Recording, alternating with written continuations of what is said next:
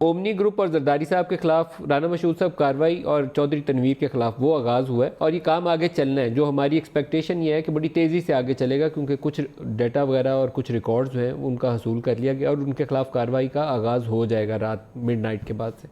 اس کے اوپر آپ کیا کہتے ہیں ہونا چاہیے؟ دیکھیں پہلی بات تو یہ ہے کہ اس حکومت کے جتنے بھی اقدامات ہیں وہ پولیٹیکل وکٹیمائزیشن زیادہ ہے.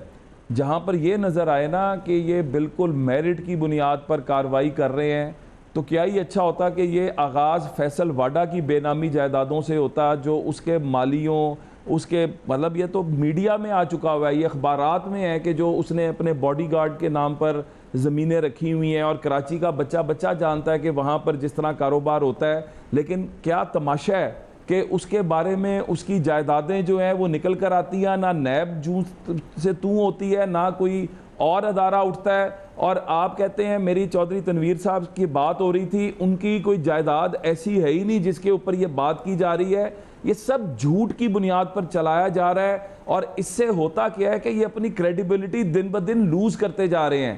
یہی وجہ ہے کہ ایمنسٹی سکیم جو ہم نے دی تھی جس میں ہم نے کوئی ڈراوا نہیں دیا تھا, کوئی دھمکایا نہیں تھا, پرائم منسٹر نواز شریف یا شاہد خاقان عباسی کو بار بار ٹی وی پر آ کر کہنا نہیں پڑا تھا, اکنامک ٹیم کو دن رات ٹی وی چینلز کا ٹائم خرید کر بیٹھ کر عوام کو دھمکانا نہیں پڑا تھا.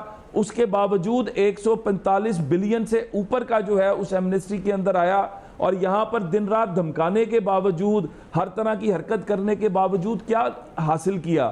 تو یہ اپنی کریڈیبلٹی گورنمنٹ لوز کر رہی ہے. یہ کہتے تھے نا کہ یہ صرف اپنے مفاد کے لیے یہ ایمنسٹی سکیمز لا رہے ہیں.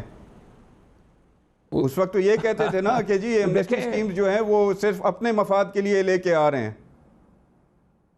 یہ بالکل سردار صاحب بات اب اس کو جسٹیفائی کریں نا, اس ایمنسٹی سکیم کو جسٹیفائی کریں ڈار صاحب. ہاں نہیں, اس وقت یہ دھمکاتے تھے کہ جو اس ایمنسٹی سکیم میں جائے گا ہم اس کا بھی احتساب کریں گے.